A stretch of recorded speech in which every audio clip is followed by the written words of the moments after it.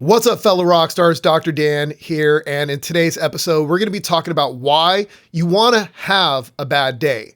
And I know that might sound pretty weird, but trust me, when you hear this, it'll give you the tools. It'll give you the tools necessary to allow yourself to have a bad day, but it'll make you stronger. It will help you be happy, healthy, and wealthy. It'll make you more successful in your life. And who doesn't want any of those things, right? And if you don't, then I don't know why you're watching my YouTube video or I don't know why you're listening to us. You should be instead looking up really depressing stuff instead. So you might want to click off or go somewhere else and watch something really depressing or some kind of depressing movie or something like that. If you do want to be more successful in your life, be happy, healthy, and wealthy, then stick around and we are going to go into that. Welcome to the RockStarInLife podcast, where you learn the secrets to unleashing your inner rock star so you can make the world your stage. Before we get rocking and before we get started, first I want to bring on Tony in the house. Tony, you there? Oh, what's happening, fellow rock stars? Yes, Dan, I am here and ready to rock. Oh, yeah. Well, for those of you that are sitting there going, man, I don't know why I should have a bad day, but the truth is just remember this: having a bad day is better than having no day at all, right? I mean, because what's the alternative if you don't have any days, right? Exactly, right? So let yourself have a bad day and move on. And we're going to get into all that because, as you can see in the picture right there, this is actually from one of my books, from the Rockstar book, 45 Lessons to Be a Rockstar in Your Life and Make the World Your Stage. And it's something that, when I tell people this, they're just like, what? That doesn't make any sense. Why do I want to have a bad day? I don't want to have a bad day. And then they end up fighting themselves for having a bad day. And then they just make it worse. And that bad day turns into a bad week. And then that turns into a bad month and it turns into a bad year. So to avoid having to have that long of a bad day, or a bad year, I should say, you want to use these strategies that we're about to share with you right now. So think of this as like a muscle, right? Because a lot of times when I was a trainer and I had my own personal training business, I used to work with clients and they were like, oh, I just want to work out all the time because I want to get stronger. I want to get bigger muscles. For the guys are like, I want to get huge. So they thought they had to be in the gym like 4 hours a day, 4 or 5 hours a day, come in twice a day sometimes. And I'm just like, dude, that is not when you actually grow. That's not when your muscle builds. When you're working out, your muscle isn't actually building as you're working out. What's happening is you're tearing it apart. You're tearing those fibers apart. So when you're doing those heavy like bicep curls or whatever it is you're doing, bench pressing or squatting or leg pressing or doing tricep push downs or anything like that, tricep extensions, what you're doing is you're tearing apart the fibers. They're ripping apart. You're actually causing damage to the muscle itself. And then what happens is it repairs itself. And when does that happen? Not while you're working out. It happens while you're resting, while you're recovering. So you might work out, let's say on a Monday. Well, you don't actually start repairing until, let's say, Tuesday and Wednesday. And that's why you don't train that same muscle every single day, because you wouldn't give it time to repair itself. And you could actually end up getting sick because you run your immune system down too much. And that's pretty much exactly what we're talking about right here, because the same thing happens with your emotional stress that you put on your body. Is you're breaking yourself down and you got to allow it time to repair. You can't force it to repair any faster. Otherwise, it's not going to repair itself. Right, Tony? Absolutely. I couldn't agree more. It's so important that you treat your mind like a muscle. Bang on. Well, yeah, right? Because your body is defending itself. It's a defense mechanism in order for it to get stronger. And most people don't even realize that, right? So the same thing's happening emotionally. Those emotional stresses are forcing your body to get stronger so you can handle even more stress, which again, doesn't sound like probably something too appealing, right? Imagine if somebody came to you and said, hey, would you like me to give you some stress so that way you can adapt to it and I give you even more stress. Does that sound appealing, Tony? Oh yes, absolutely, 100%. I would love. Nobody's going to say yes to more stress, are they? Unless they understand the difference between distress and eustress, which is like eustress is like euphoria, isn't it? But that's well. Let me ask you this. Go on. Well, let me ask you this then, Tony. For you and everybody listening, watching, what would you want this kind of stress? Where I said, look, let me make it stressful for you, where you've got to do something, whether it's like lift like these 10 bricks, or you need to do this emotional thing, or something like that. It's going to be a little stressful, but we're going to give you $100. I mean, $100 is $100, whatever. Maybe it takes you 5 minutes of work and it's pretty stressful, or you have to come up with some kind of like jingle or some kind of like slogan or something like that. Singing but here's the deal though. Yeah. If you accept this little bit of stress, well, now I'm going to go ahead and I'm going to give you $1 billion for a little bit more stress that now you can handle. Right? Yeah. Sounds good to me. I'll take it. Yeah. Yeah. Okay. When do we start? Yeah. Exactly. Well, that's the reason why, is because the stress, it challenges you to make you stronger so you could handle even more stress. And what I like to say is it happens for a reason and a purpose, and it serves you. Pretty much everything that happens in your life happens for a reason and a purpose, and it serves you. And it's probably not going to be clear when it actually happens, because you're in it. You're in that mud. You're like, pushing through and trying to get through it. And it's not clear at that point because you're so stressed that you can't really see it. And that's why it's so important to be able to take a step back. But again, these things are coming up in your life for a reason. And this is actually something that I was just discussing with one of my good friends a couple days ago. And we were talking about this, and I've also, this probably comes up at least once a week, whether it be like one of my students, one of the, the coaching sessions that we do with people. It comes up so often. I think I was talking about this today, even on a walk with my son. I think I was telling him the same thing. Is the reason why is because it's something that you need to overcome. It's time for you to overcome it, master it, and get stronger from it, because it could be something, from your past. It could be something, from some trauma or something as a child that you might have occurred, whether it be a family member, a close friend. Maybe it wasn't even a friend. Maybe it was somebody that wasn't very nice to you. Maybe, like I said, it could have been like an ex. It could have been, just somebody from your past, maybe a teacher or something like that, made you feel a certain way and said things and stressed you out. And it's something that you hold on to emotionally still today in your emotional junk drawer, where, it just, you're letting it kind of rule your life without even realizing it. So when other people come up to you, right? Yeah, that's another one from my book right there. You got to empty that emotional junk drawer. But what happens is you carry this stuff around with you, and that junk drawer just gets bigger and bigger and bigger. And without even realizing it, people that don't deserve to be treated or be lashed out at by you, because you feel that they're doing the same thing that other person did to you, but maybe they're not. Maybe that wasn't their intent whatsoever. More than likely it wasn't, but it felt very familiar and it felt the same to you because you have that emotional stress and that you haven't emptied out the junk drawer yet. You haven't done that spring cleaning, right? So it might be something that you need to, or it should be something that you need to master and just overcome, because it could be something that you need to either prepare yourself for the future, because maybe something else is coming along that you won't be prepared for yet. And I don't mean that in a bad way. It could be a new business opportunity.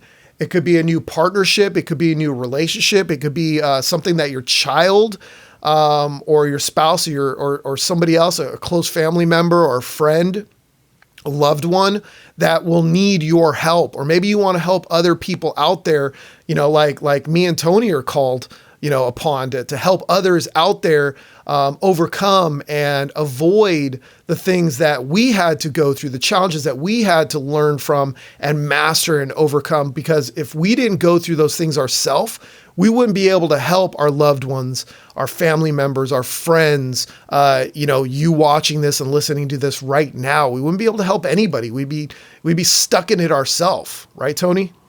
Yep, 100%. I think that I once heard that when you have these challenges, it's because, whether you believe in God or the universe or the multiverse or anything bigger than yourself, I heard that when you face these challenges, what's really happening is you're being given the opportunity to learn a lesson. And if you don't learn that lesson, you get the same lesson, but bigger. And if you then don't pay attention to that thing and then take action, it gets a bigger problem and a bigger problem. So, for example, somebody who needs to look after their health may have a little niggle of something, but they don't take their health and fitness very seriously, and they eat rubbish, and then they get a bigger warning sign. These are all like alarm bells going off, and they don't take action. It gets bigger, and some people never take action, and they end up having probably the worst outcome that obviously nobody really wants in the form of like nasty things like cancer or death, things like that. But I believe that you get these opportunities to learn, and it keeps coming back until you pay attention. Yeah, no, I'm glad you brought that up, Tony, because that is definitely something that I listen to constantly. I used to call it listening to the universe, but as we know, there's a multiverse out there. So we're going to talk about the multiverse instead.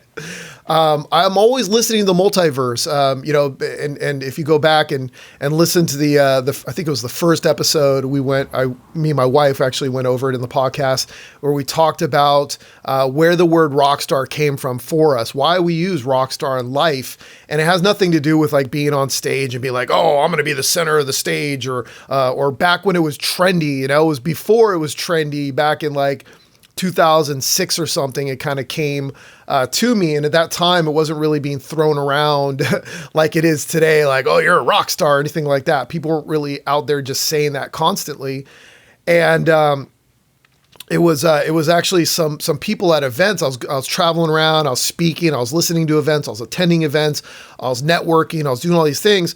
And because of just the way I carried myself, I guess, this energy about me, I guess, and plus I also dressed, I always had like diamond watches on and earrings and all this bling and, all this cool clothing and stuff. And people would always just be like, dude, are you an entertainer? Are you are you a rock star? Are you a musician? Are you a DJ? And I mean, I would get this like anywhere from like at the grocery store. I actually had one woman when I was I think it was in Sedona, and I was attending an event there. I was speaking, I can't remember. And this woman was like talking on the phone to somebody, and she started actually like taking pictures of me, and she was talking to somebody saying, yeah, I think it is. And I'm like, who does she think I am? Like, maybe she did know who I was. I don't know, but still it was pretty funny. And sometimes I would get like people coming up to me and be like, dude, are you Kid Rock? And I'm like, no, I'm not Kid Rock, man. Nice. So I got that one a couple times too. Kid Rock is great. Here in the UK, we have, we'll have to drop this one in after. Here in the UK, we have two TV presenters. They're called Ant and Dec, and basically they're the equivalent of Ryan Seacrest here in the UK. They present everything, and everyone says I look like Dec from Ant and Dec, but they don't leave it there. They say I look like a fat Dec. That's what I get. So charming. That's not very nice. Charming. That's not very nice. That's British. So I would get So getting to the part about the listening to the multiverse, I do this. I'm always having my ear now. It's like to the ground or to the multiverse and hearing these hints, because if you don't listen to the multiverse, it's gonna kick you in the nuts pretty darn hard. Or if you don't have nuts, it's gonna kick you in the ovaries. So I'm always listening to it, and it kept coming up to me. People are just like, dude. Man, I just love your energy, man. You're a rock star. Like, I had like probably like 10 or 20 people on a weekend just tell me like, dude, you're a rock star. And I'm like, rock star. That just keeps coming. That just keeps coming at me. Like, what's up with that? And then I finally just said to somebody, I'm like, no. I said, yeah, I am a rock star. I'm a rock star in life. And I'm like, you're a rock star in life too. And they're like, yeah, you're right. I am. I'm like, yeah, you're a miracle. You know, like you need to make the world your stage. And that's where it came from. And I'm like, whoa, that's it. I need to use that. So I'm always looking for these clues for the multiverse talking to me and saying things. And just using them in my life, whether it be in my business, my branding, my relationships, raising my children, or whatever it is. If something comes up more than once, I start listening to it. Right after the second time, I start listening to it and saying, "Hey, is there something there? Should we do something with that?" Right? Do you have any stories like that? Yeah, I kind of do. I mean, I've seen it. I've seen it where people have just said something, and I know Tony Robbins says it happens with him as well, and it's happened with me where I'll just be talking about something, and then something will come out, and I'll be like, where did that come from? So I do think that there's things out there, but I think things kind of come through you in a kind of inspirational kind of way. Yeah, I think the things are out there, the ideas are out there, and if you kind of attune yourself to it, if you're looking for it, then you'll pick up on these things, and they'll make all the difference. And I think a lot of people don't see what's really there. It's all there, but our brain can't handle too much input, can it? So the reticular activation system is a deletion tool that gets rid of all this stuff. Because if you're aware of all the feelings and all the sounds and all the sensations of every nerve ending in your body, you go crazy. So your brain deletes so much information. You're only aware of between 7 and 10 things at any time. For example, you're probably not aware of the feeling of your feet in your socks until I mention it, for example. That's one thing I used to talk about when we did hypnosis. And the whole reticular activation system is an amazing thing. So I think there's stuff out there, but people just aren't picking up on them until they're attuned to it. So yeah, 100%. You got to keep your ears out there, because keep your ears open, because those things are out there, 100%. Yeah, and I like what you just brought up about being able to only retain and hold on to so much. I used to say I can only hold on to so much in my mental Rolodex, right? A lot of people don't know what Rolodexes are anymore, so I think our bracket of people listening probably know what a Rolodex is, but some people are like, "What is that?" You know, I mean, that's basically an old school contact. What would they use now? I guess like a what does Apple call theirs? Well, it's your contacts list, isn't it? It's just your contacts list. Is it a contacts list? Yeah, I'm trying to find mine on my screen. Contacts. It's just the contacts. Contacts app. Yeah. Exactly. So that doesn't sound as good. So we'll say our digital hard drive. Rolodex. Hard drive, our SSD drive. I mean, I don't know what's going to be after that. Our cloud drive. Our cloud. You can only hold so much in your cloud brain, your brain cloud. my iCloud is full. I think that applies in life and in reality. I'm going to call it my B cloud for brain cloud. Yeah, nice. So what I used to do, and actually in my, you can't even see it, but I have a bookshelf over there, and I have a bunch of old journals, those old school journal folders that you used to get in high school and school, and the real ugly ones. And I used to write, I think they're the Mead ones or whatever, Mead, M-E-A-D. And I used to write all these ideas that I had as they came to me and flowed in. And I would keep it next to my bed, and I would keep it in my car, and I would just write a bunch of notes. And sometimes I wouldn't even go back to them. Sometimes I just go through them once a month or every other month. And I just write down random ideas that I had for businesses, products, ideas, just things that I'd kind of learned and things that I recently became aware of or something. Just ideas that flowed to me, because again, you'll forget them. All the time I had people coming up to me and be like, "Hey, I remember we were talking, or you gave a talk, and on stage, you were talking about this one thing, and you gave this example about how McDonald's and how this and that, and this is more gourmet, and when it comes to your mindset and things like that." I'm like, really, I gave that example. I don't even remember that one because it comes through you and you lose it. So if you don't write it down, a lot of times you'll just forget it. And what I do personally is I've used a lot of different things. Use whatever works for you. Evernote is great because you can do it on the cloud as well. But the best two I found for collaboration, at least if there's more than one person that's going to write on it, would be like either using Google, right? Using Google Doc or something, a Google document, because people can, in real time can share back and forth. But if it's only for you, you can use Google Doc, or I actually like to use Trello.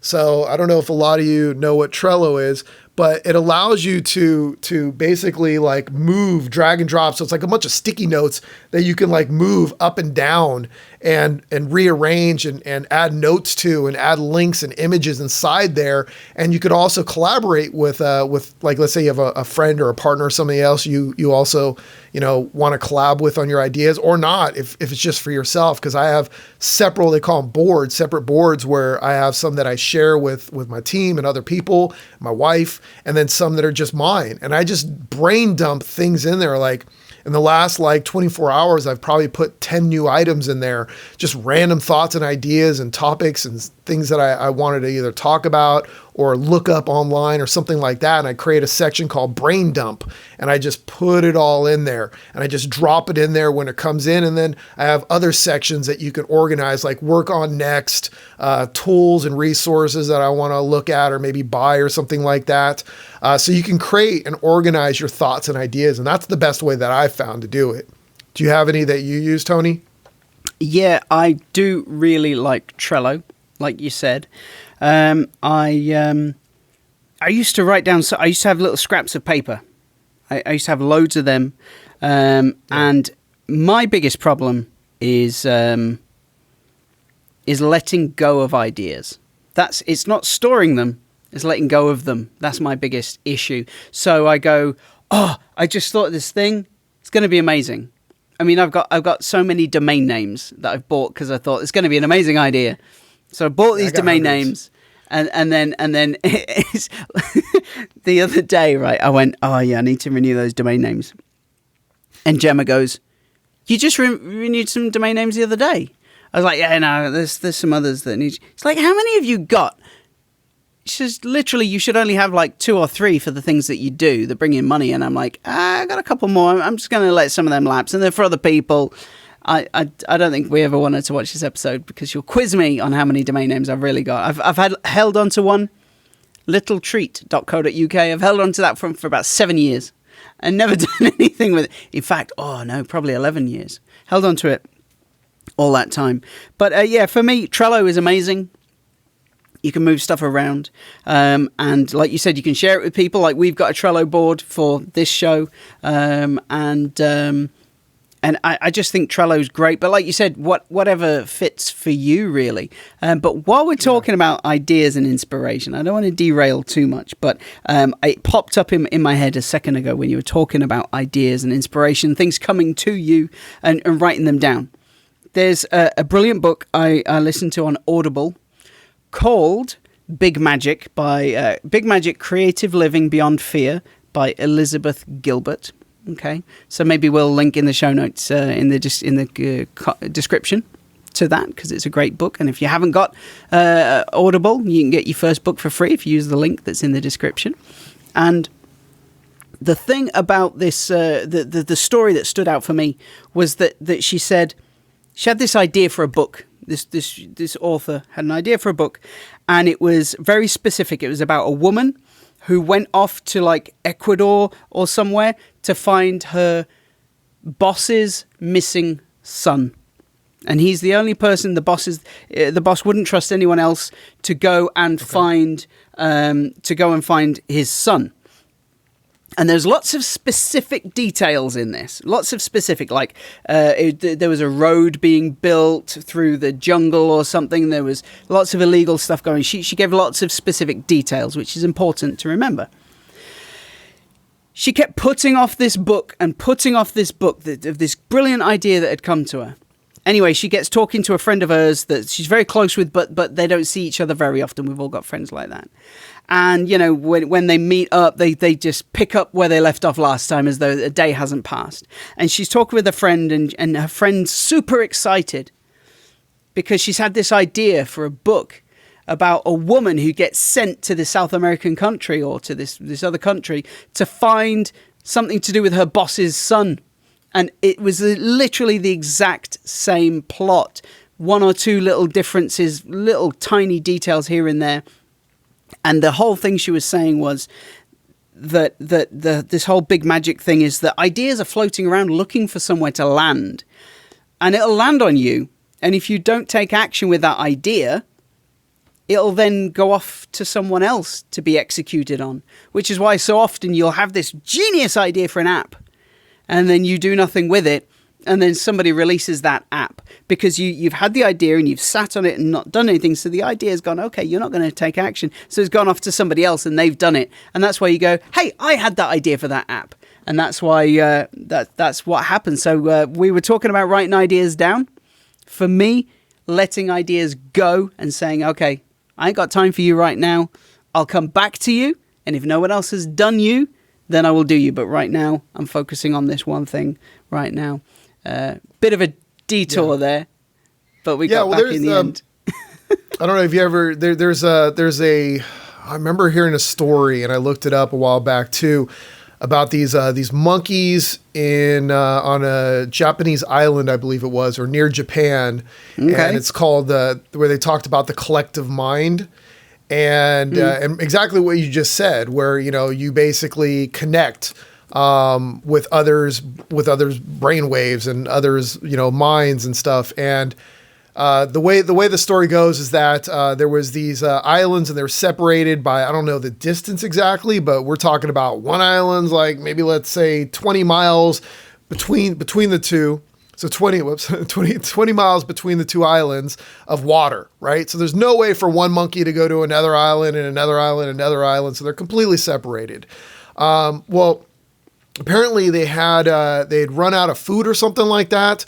And there was potatoes there, but I guess monkeys wouldn't eat dirty food, right? So they wouldn't eat the potatoes because they were in the dirt and they were dirty. So they wouldn't eat them. But then I guess one monkey had discovered that, you know, you could wash the potato, and it would wash it in some water, and then they would eat the potato. Well, all of a sudden, the whole island of monkeys would actually do the same thing. So they kind of learned from each other. But then all of a sudden, all the other islands where there were monkeys started doing the same thing.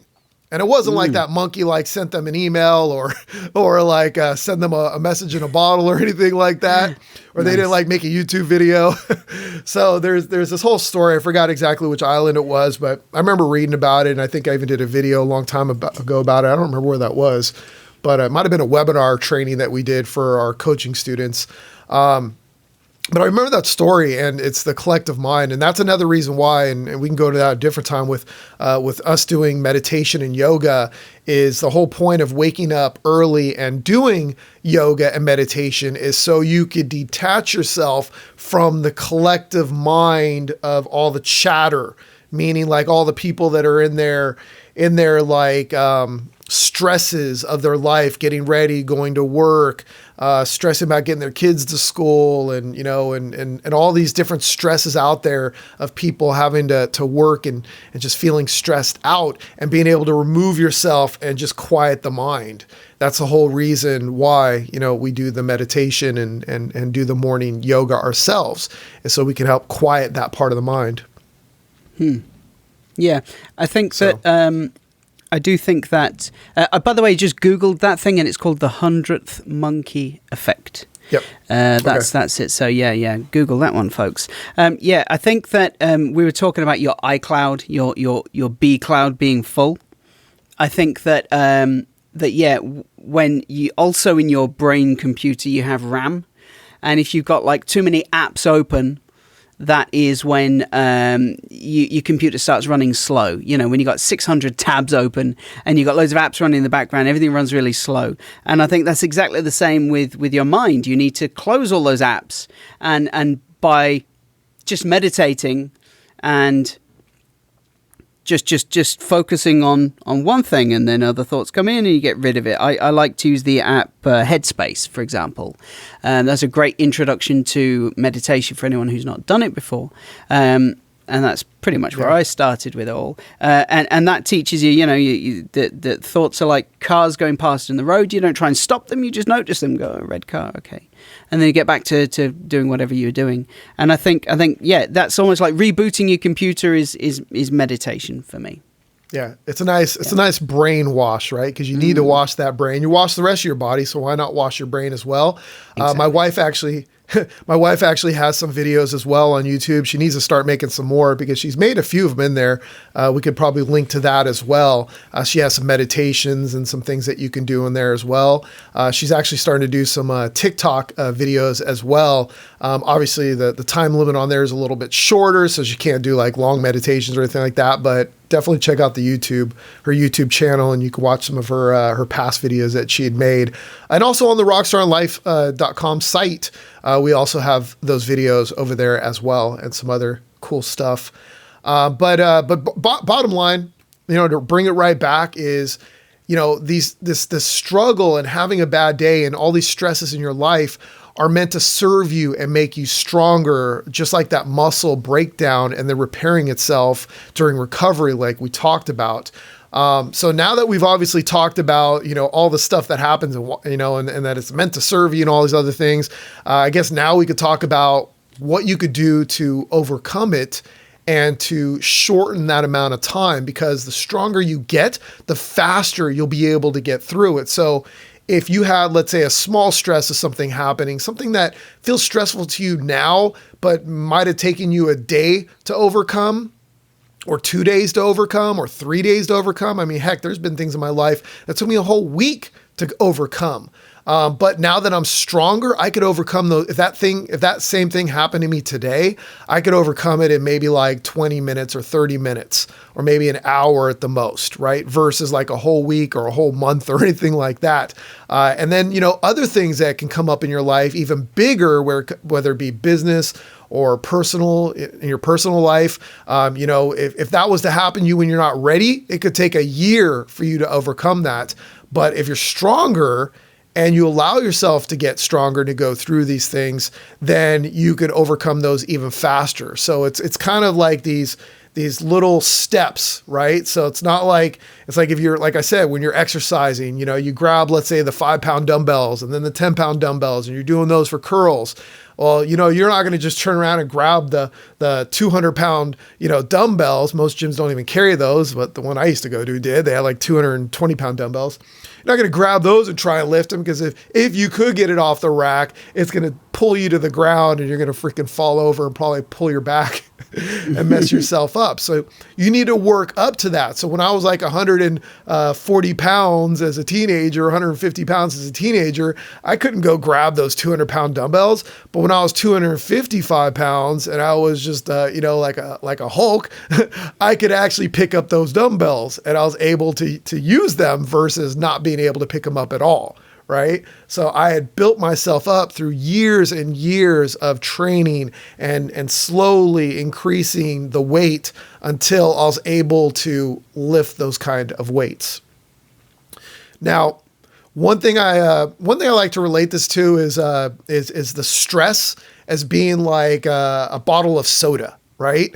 I don't drink a lot of soda. I don't know about you, Tony, but I probably drink like maybe one soda a month, maybe twice a month sometimes. I just forget I got it, so I don't drink it as often. But like, here's one that I think this is the last one I had in my fridge. This is the Virgil's orange cream soda, which is actually really good. Jones actually makes, wait, let me see, can I get in there? There we go. Jones actually makes a version of this as well, and there's other companies as well too. But yeah, so if somebody was to throw me this bottle, if I said, hey son, to my son Bodie, hey, give me a soda, and he takes it and he throws it in the air to me and I catch it, would it be smart for me to open it up right away? I'm going to go with no. Yeah. What about you guys in there? I hopefully, hopefully, and you're not mean and be like, yeah, open it up. I want to see you do it on YouTube. I want a reaction video of you getting soda in your face. Because it's carbonated, right? So there's going to be all these bubbles inside. It's going to be all built up with bubbles. Well, that carbonation and that buildup of bubbles that's going to explode is like that struggle inside of you, right? And if you try and open it up too fast, it's just going to explode everywhere and just ruin your day. It would ruin this microphone, and I'd be out like $300 for this microphone. It would mess up my keyboard. There's another $100 right there. If it landed on my laptop over here, my MacBook Pro, I'm out another like $2,000 or something like that. I mean, it would just spread out. Hopefully it wouldn't get my iMac too, because then I'd be out even more money, right? So I'd probably have a pretty shitty month if something like that happened. So what's the smart thing that you do?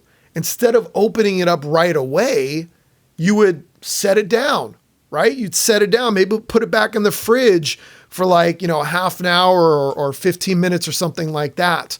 Let the bubbles settle down. Back in the day, we used to do this little tap thing. I don't know if that actually even works. I've never really tested that, but yeah, put it back in the fridge, let it settle down a little bit before you open it. And that's the same thing you got to do within yourself.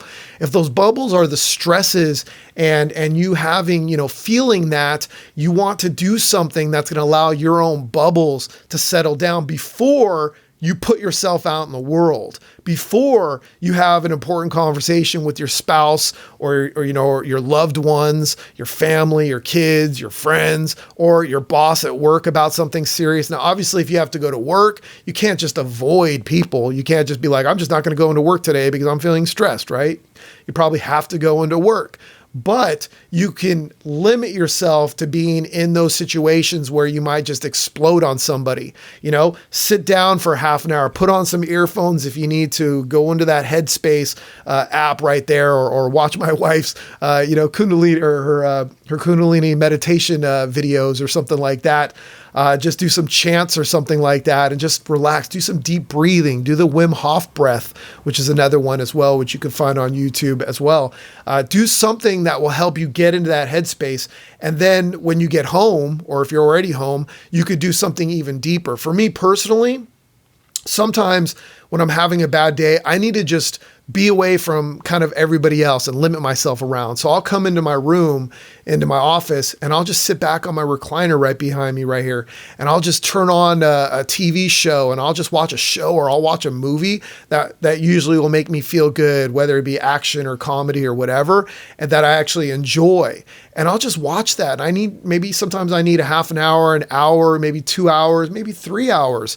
And I just kind of remove myself from the stressful situations, and I allow myself to kind of go in and just relax. And I let those bubbles kind of go away, and then all of a sudden I'm good. And sometimes it might take me a whole day to get through that if I'm really exhausted or something like that. But I give myself as much time as I need, because I don't want to just explode over everything and then just make it even worse, right? Because then you end up fighting yourself, and you're like, why ain't I through this bad day yet? Why I'm getting so pissed off at myself? I'm smarter than this. I should have already mastered this by now. And then by beating yourself up like that, what are you doing? You're stressing yourself out even more, and that's not helping you. So emotionally, can turn into physically. I mean, you could literally make yourself sick because you're stressing yourself out even more. So you got to let those bubbles settle. You can't just go shake this bottle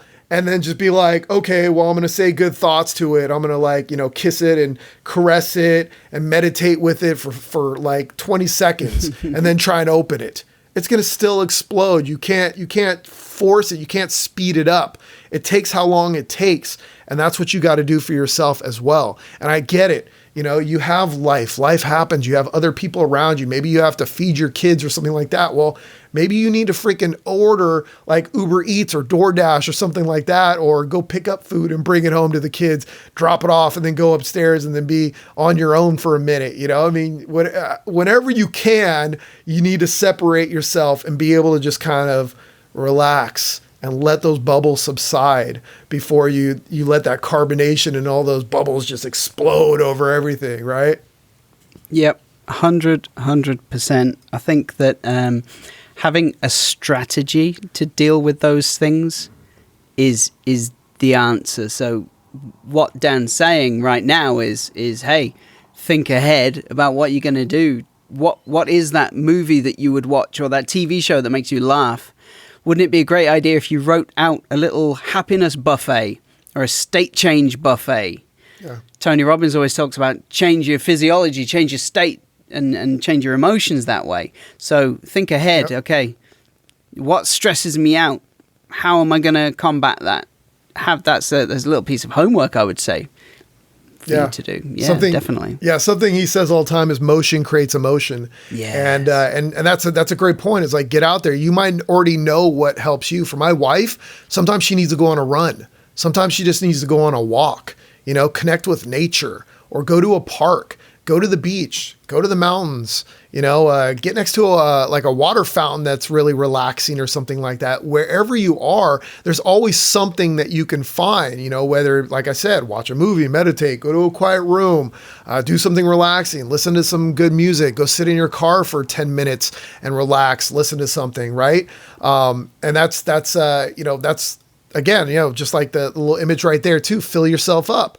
This actually helps you prevent future crap from happening as much and allowing you to get yourself out of it faster as well. So this is kind of like preventive, right? So let's say you catch a cold. If you catch a cold, then you can't do preventative stuff at that point because you caught the cold, right?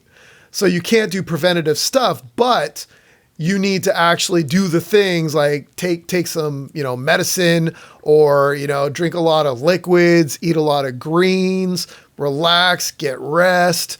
If you've got a fever, put on like a, cold pack or something like that. Get into a cold tub if you need to bring the fever down. So those are things that you do when you're in it. So the same thing with this is like there's those emergency things that you need to do if the bubbles are festering and you need to bring those bubbles down. And that's those things where you go on a walk and do those kind of things. But then there's the part that's preventative, which is prevent yourself from getting sick in the first place, which would be eating healthier, having less stress, rule your life. And those kind of things are going to prevent it happening more often. It doesn't mean that you're going to be 100% bulletproof, that you'll never get sick. You could still get sick. It just won't be as often, and you'll be better prepared and you'll recover faster and better. So the same thing goes here. So it could be things like, exercising, working out, right? That could be something that you should definitely do no matter what, going on more walks, heading to the beach, but filling yourself up really is doing things for you. And it could be, let's see, what else could it be? It could be doing things like, what are some of the things for you, Tony? Like for me, I know it's like, okay, working out is definitely one of them. Mm-hmm. Getting myself like sometimes just treat yourself, right? Treating myself to something nice. Yeah. Sometimes there's something that I want to buy and I just like go online and buy it. Or if it's at a physical store, sometimes I'm like, oh, I feel like getting some new like workout shorts or something like that. Or the shirt that I've been looking at, or this new camera that I want to use. Whatever, this new technology or something that I want, or this other app. And sometimes treating yourself, or maybe it's like, hey, I just want to go get like a Starbucks. I don't drink Starbucks, but maybe I want to go get like a chai tea or something like that. Or I want to go to we got this place called Press Juicery, which is like almond ice cream. Basically it's a soft serve, made from almonds, and it's really good. Ooh. Head over there and grab one of those and, eat that and treat yourself, and do that like once or twice a week. Do something nice for yourself by filling yourself up. So that way these things will happen less often. Right. Yeah, definitely. I think you people put themselves last, but you can't pour from an empty cup. You've got to fill yourself up. And having that little, like we said, a little happiness buffet, a little smorgasbord of things where you can go, oh, I'm going to do that. I'm going to do that. Think ahead of time. For me, those things are watching comedy on YouTube, watching creative, inspirational stuff on YouTube. So I don't have to go out my way to do these things. Just YouTube, it's there. It's on my phone. It's on my screen. And we've spoken before, Dan, that spending time on YouTube to light your or fill up your creative cup it's time well spent. So you shouldn't feel bad for that. And also for me playing on VR, I've got an Oculus Quest and I love to play Population 1. Look at the smile that just, I can't talk about it without not smiling, or without smiling. I love playing it. It's such an amazing game, and Gemma doesn't get it. She thinks it's stupid, but I just love it. Flying around, shooting people from all over the world. It's amazing. Yeah. Also, so we've had YouTube stuff, reading. I love reading some funny stuff, and like you say, treats don't have to be sugary, nasty treats. My mum has a gadget called Yonanas. And I don't know if it's available worldwide or if it's just a UK thing, probably worldwide. Basically, you freeze some bananas and then you get this gadget. You let the bananas defrost slightly, bung it in there, and it comes out like soft serve ice cream. You can mix in some other fruits and it comes out as that flavor. You chuck in some chocolate nibs, cocoa nibs or whatever, and it comes out like, chocolate ice cream. And it's just there's no dairy. So it's a nice little treat for yourself. Say what? I like to call those caca nibs. I put those on my shakes like twice a day, and I always call them caca nibs.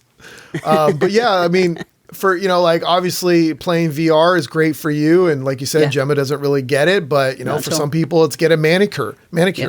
Some people it's get a massage, for some people it's working out. I love doing that. Working out does emotionally reset you, doesn't it?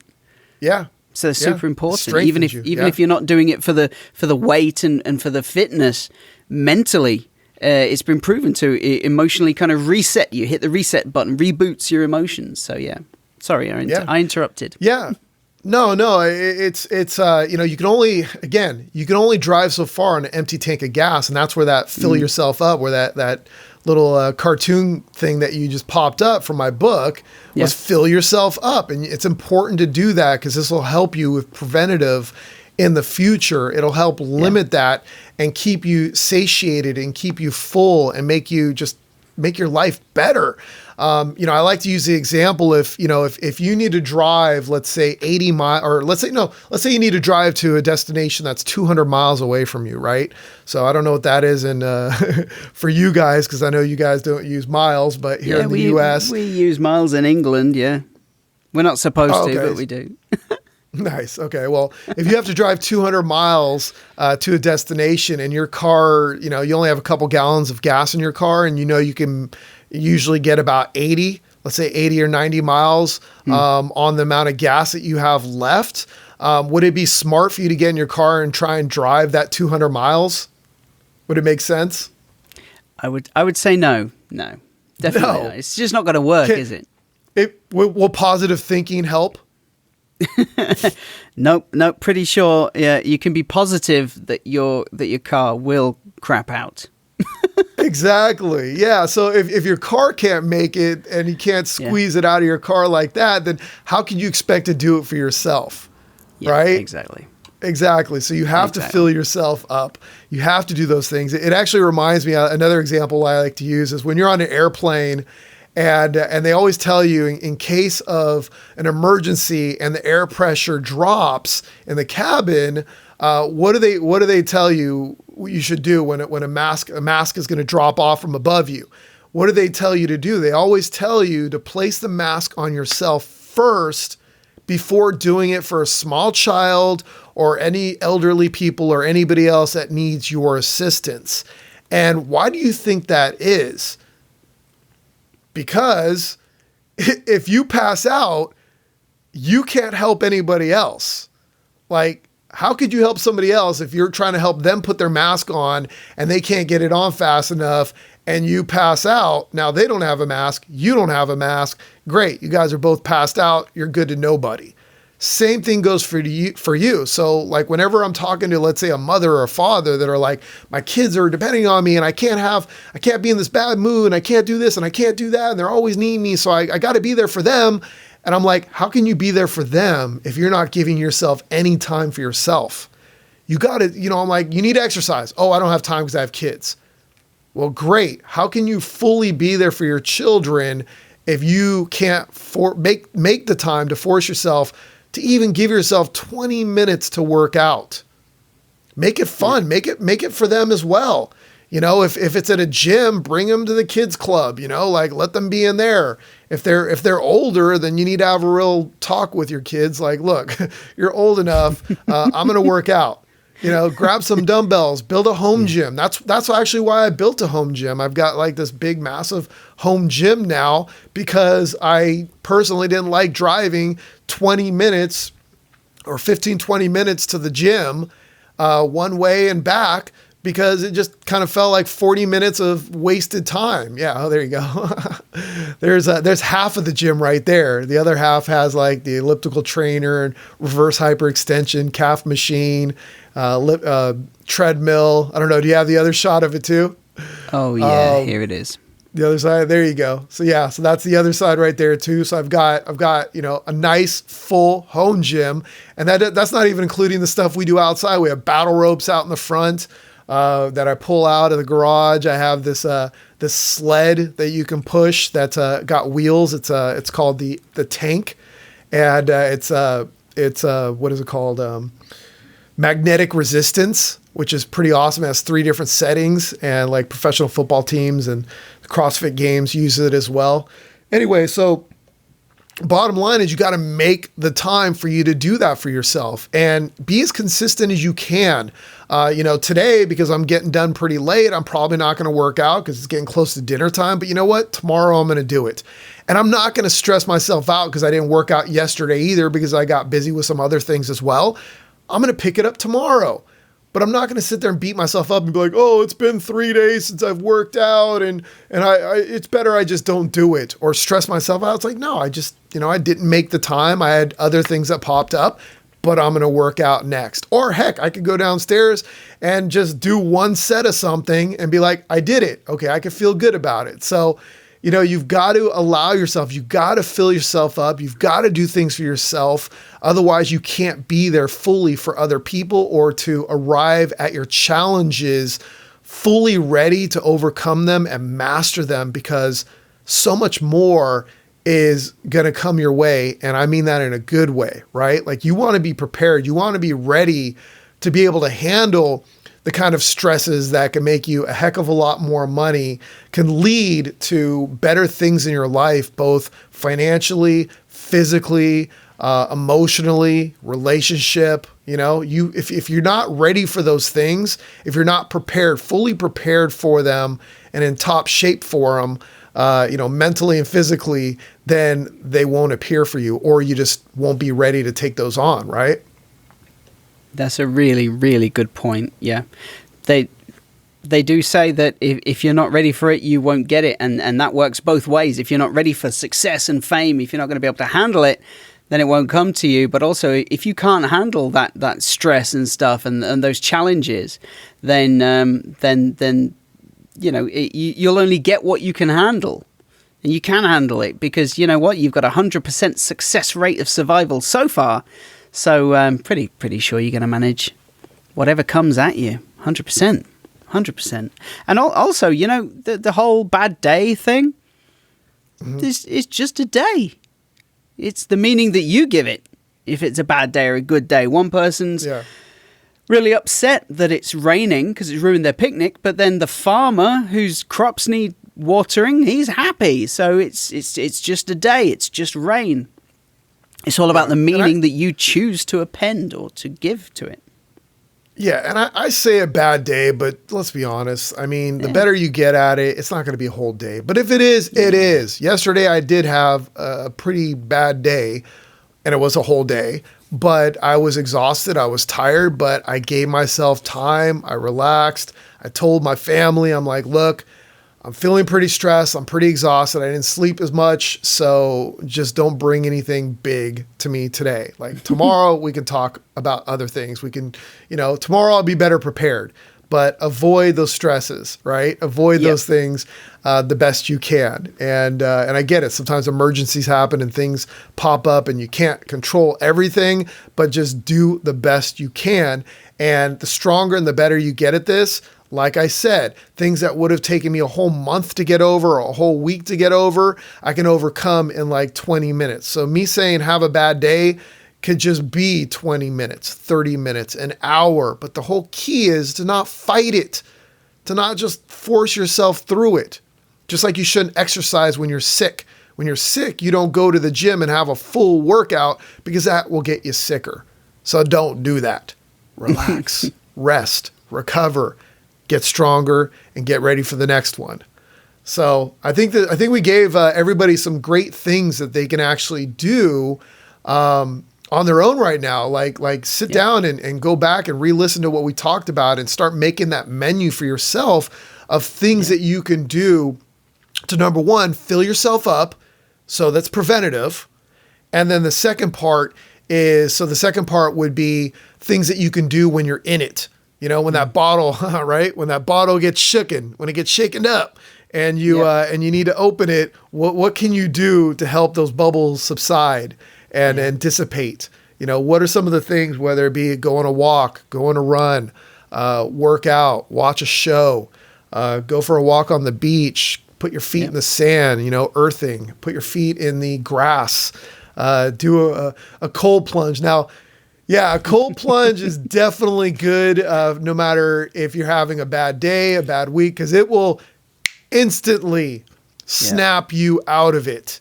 Like it is impossible. I remember I was really irritated. I got in the cold plunge like that right there 3 days ago, I think it was, with the wife, and she had said something, and it wasn't something bad. It was just like she had said something that normally I'd be like, I would be like, you know, why'd you say that? Don't say that, you know? Like it was like she was beating herself up saying something. And I told her, I think what it was is like, she's like, I'm only going to go in for 1 minute this time, or a minute and a half, because it'd been a little bit since she's been in there last. And she's like, I'm only going to go in a minute and a half. So, because I usually egg her on. I'm like, I tell her like, you could do 3 minutes, or you could do 5 minutes. You could do 10 minutes today, right? So she was already prepared for that. So as soon as we get in, she said, I'm only gonna do a minute and a half. And instead of me being able to respond to her, I just started laughing like uncontrollably. Like I couldn't help it. I was just laughing. I couldn't even talk. It was just so funny. I was just like, oh my God, oh my God, oh my God. You know, it was so like, it was just laughing my butt off. It's so funny. So that is a great way to change your state. There's nothing like, you know, if you don't have a cold plunge, most people don't. Take a cold shower, put it on freezing cold, and step into it. If you have a freezing cold pool, jump into that. If you have a freezing cold lake near you, jump into that. Or the ocean, jump into that. And it will instantly take you out of that negative state and change it all for you, right? Absolutely, yeah. I was going to suggest if you haven't got a cold plunge like you, then a cold shower, that'll change your state. And like you said before, it's like free caffeine. It's you know, Starbucks without the Starbucks. It's just like that, and change your state, change everything. So fill yourself up and have those strategies, to get out of that situation. I've had some challenging times with our 2-year-old, and Gemma and I, we've had some back and forth about what we're going to do, you know. And for me, it's how I react. It just I blew up either yesterday or the day before. I just blew up. And I lost it, and because I was tired and all various things, and I just lost it. So we had a chat, and she's like, T, you can't do that. I didn't even know who you were. Never seen you like that. And I was like, yep, that's not okay, because, I mean, for one, teaching a kid who, she basically, she has this little table. She had a cup of milk on it. And she wanted ice cream first thing in the morning, and I'm like, no, you can't have ice cream. So she lost it, and she flipped this table with milk, and it went everywhere, right? And I was like, well, and I lost it. So teaching kids, you shouldn't lose it by losing it. That's not going to work, right? So I was like, well, that's not good. But secondly, it's just not. I can't even remember what the second thing was. I'm just thinking back. But yeah, it's just not teaching her good things, is it? So I was like, right, okay, right. I need to just think, okay, next time that happens, what am I going to do to change my state and not react that way? Obviously, it's not going to stop her doing that thing, but I'm not reinforcing that bad behavior by teaching her bad behaviors. Yeah, it's basically two toddlers fighting when you're doing that. You become the toddler as well. Somebody needs to be the master. Somebody needs to be the adult in the room. And unfortunately, the world is full of toddlers. And I'm talking about like people throughout your life, whether it be like one of your bosses, coworkers, political, in the political state that we're in, the president, everybody in the political world are toddlers. Yeah. And unfortunately the world is full of toddlers. So you have to be the adult in the room. You have to be the master. So that way the things that they do, like spitting a bunch of crap all over the place, knocking over their bowl of Cheerios or whatever the heck they're eating and making a huge mess, you're not going to let that affect you and trigger you and give you a bad day. And for myself personally, when my kids like act up or start arguing or whatever, I like to just come over and tickle the crap out of them. And that usually changes their state immediately. Or sometimes without anger, I actually will scream. It's okay for me to scream at my kids or my wife when I do it jokingly and not out of anger, because by doing that, it allows me to not actually get angry. And I might just do something that startles them. I might do like a big, like a warrior chant, like, or a big bear growl, or I might start doing some kung fu in the air or something like that. And, or I might just like put this like evil look on my face, like I'm a warrior and I'm about to destroy him. Like, what'd you say? Oh, and I like run after them and they're like, ah! They laugh because they know I'm coming after them and I'm like tickle them or something. But by doing that, it's getting that aggression out in a healthy way. And it teaches them that it's okay to be emotional, and I'm not telling them not to. I'm just breaking their state and we're having fun with it after the fact. Yeah. And that's what I've kind of learned to do to avoid those kind of, anger things, because I don't want to get angry myself and I need to be the adult, so so I'll mess around, right? Yeah, I mean, when an elevated adult can't bring down an elevated child, that's the advice I remember. But in that moment, not easy. So that's the opportunity to tear that muscle, to work that muscle, like you said before, the stress of a situation. Next time it comes, you go, okay, here's how I'll deal with it. So it wasn't the be-all and end-all. It wasn't the end of the world. After that, the rest of the day was pretty good, actually. We had a pretty good day after everyone had kind of calmed down. So, it took me years to get there. Years to get there. This is not something that I acquired after reading one book or listening to something and attending one event and being like, oh, now I can do this. No, it took time. So it's going to take time, practice, and the more you do it, the stronger you get, the better you'll get at it. Yep. 100%. Yeah. So should we tell everybody, is this the point in the video where we tell everybody to go down below and click the like, the subscribe? Subscribe. Click the notification bell so you know when we upload another video. Ding, ding. What else could they do? They could comment. Oh, yeah.